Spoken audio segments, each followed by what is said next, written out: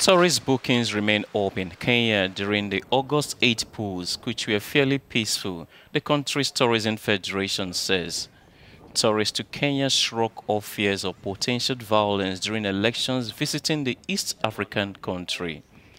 Presidential and parliamentary elections were held a decade after a disputed presidential election which led to violence.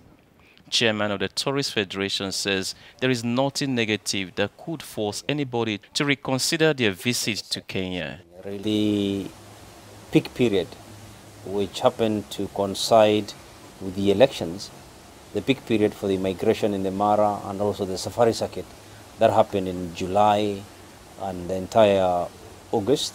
We're still continuing with a bit of peak period in September, and then from October 15th is going to slow down.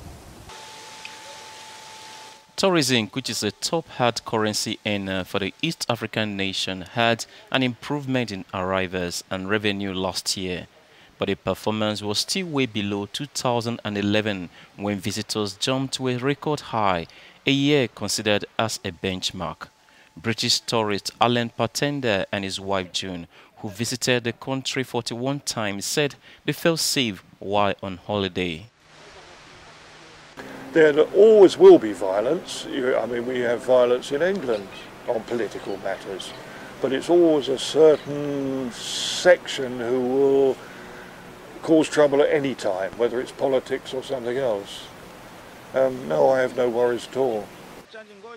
Tour operators and hoteliers are keenly watching developments in the country, where protests have been held in recent weeks as opposition supporters demand the sacking of election officials before the rerun of a presidential vote.